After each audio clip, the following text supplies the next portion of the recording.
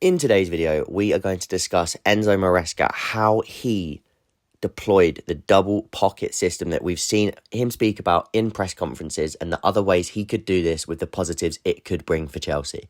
This is what we saw in build-up for Chelsea, the three at the back that we usually see. Instead of a left winger holding the width on the left, it was actually Cucurella who was high and wide, allowing Felix to come into this left pocket space. Against Leicester, what we actually saw was a bit more of a diamond where you had Enzo and Felix operating in either side pocket, with Palmer then able to arrive in either side and add that extra side double up with a 2v1 in one pocket of space. One of the biggest factors that people didn't know if we was going to play this double pocket system is having someone like Felix as part of this counter-pressing net. And if you don't know what I mean by that, go and watch a few of the previous videos where I spoke about the importance of setting your counter-pressing nets and the personnel within them. As you can see from the distances and where João Felix is on the pitch, he's important if that ball breaks because he is close to the middle of the pitch in these scenarios where this ball breaks and he has to win the ball back in order to sustain possession for Chelsea and win the ball back whilst Chelsea can then create themselves an artificial counter-attack. And this is actually something Felix has done really well this season.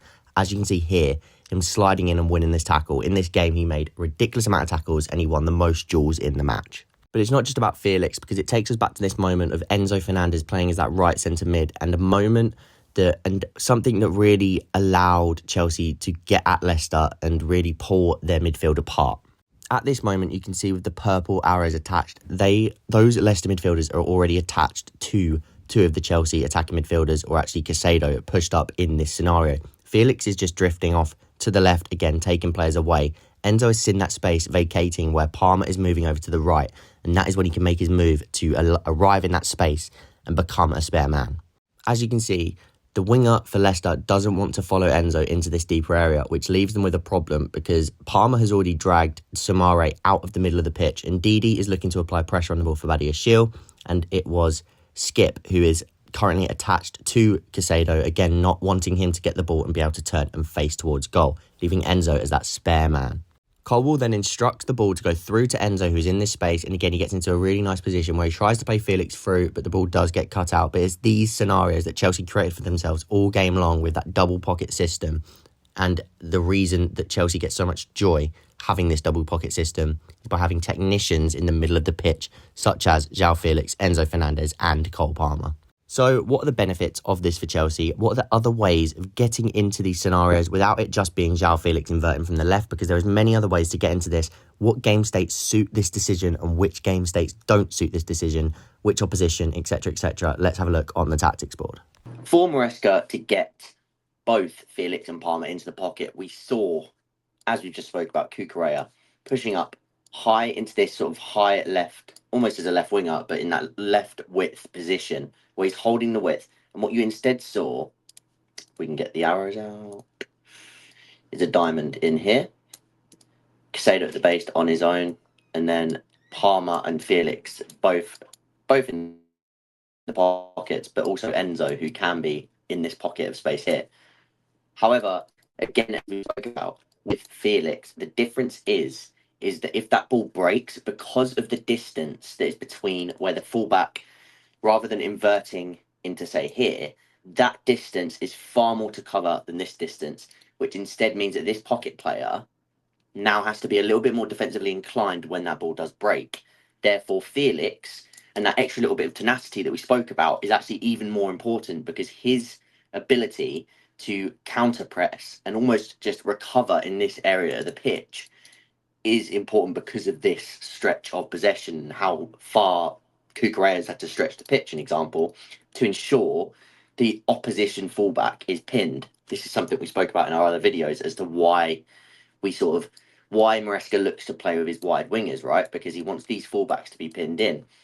Now, a lot of what other people want, and I think this worked really well with Felix on the left wing. I think this, in certain game scenarios, this works well. I think in other game scenarios, it won't work as well. But what a lot of other people want to see in terms of getting this and the best out of the Chelsea players is instead they want Palmer to be the guy inverting. So if we put it back to, let's just put it to say how it would be. Let's just put Reece James, or let's put Gusto. Let's put Cucurella back here. And let's imagine that instead of Felix, Felix is in the 10, Instead of Maresca, we have, say, Neto on the left, Palmer on the right. So that's the team that a lot of people, again, different personnel. This could be in Kunku for some people, but just to sort of show how the dynamics of it would work. Again, you would have, if you want this player to come into here to make that sort of pockets that we're talking about, the double pocket players, Felix and Palmer, that would mean Gusto has to go and pin, as we said with Cucurella, to keep those fullbacks either side. So Gusto doing that, again, we're talking about that distance compared to, say, this distance when Gusto is inverting. Slightly less, slightly easier for him to cover. He's a good ground coverer, Gusto, so he's good when the ball breaks in these areas because he's quick to sort of jump and win the ball back in this area. Even if it's short distance, long distance, he can make those different sort of jumps in and out of possession to win the ball back and help Chelsea in these sort of like counter-pressing moments. Therefore, now the onus, as we said with Felix on the other side, this is on Palmer. Because Palmer, if that ball breaks, is in better position than Gusto to aid the counter press, and he has to protect. Again, this could be the other way around if it is in this instance, and it would be like this. And you do, of course, have Fofana there as sort of that extra coverage. So it depends on the opposition. And this is why I don't mean that this couldn't work at all. Because I think against certain opposition, if their right side lacks a little bit of penetration, and their left side is where a lot more of the ball, like sort of their play comes through, then you could get away with Gusto overcommitting to sort of pin this fullback. Palmer would still have to put in the effort in the middle of the pitch, which some would say it takes away from his sort of creative nature just if he's having to work too hard off the ball. It's not something that I think he's poor at, but I just think it's something that if usually with your best player, you're trying to avoid that. You're wanting him to sort of conserve energy and almost put all of his effort into the attacking aspects and the build-up aspects and the best facets of his game, right? So he would have to be switched on in that sense, which is why I think this is more of a game plan for this exact way that you would see against certain opposition that either one you're really going to dominate the ball, and you know for a fact that you're going to have a lot of the ball, and you can sort of, Casado and Fofana are going to be okay covering this space, but mainly due to, and the second option being a team that lacks penetration down their left-hand side, so Chelsea's right-hand side, so that Chelsea can almost funnel the ball to this side of the pitch, meaning that these distances will not be as important. So I hope that makes sense. But the point that I'm trying to make is the double pocket. And the point I've been trying to make in this whole video is the idea of the double pocket players is brilliant in theory. The fact that you can have two creative number 10s receiving the ball in these dangerous areas, both the ability to carry the ball themselves in these, again, where's the arrow? In these areas here, it's important because it can help carry the team forward and it gives you a little bit more of that creative license in these sort of zone 14 areas. And it can also end up isolating these positions for, say, a Gusto or a Neto, which is a different topic altogether. And from that, you can start to control games a bit more and gain a little bit more persistence in the opposition third. However, as we've also said in the past, I do understand why why Maresca does look to essentially stick with those committed wide-sided players and those 1v1 specific quality wingers, because it's an aspect of his system that he wants these players to be high volume dribbles per game, high volume touches in terms of where they are on the pitch, and he wants them to be the game changers. So the difference again that we always come to is if one of these players isn't a natural winger, if it's a Gusto on this side, a Cucurella on this side, they've not got the same 1v1 threat to beat their man and attack the box themselves. They're better arriving on the ball to put a cross into the box.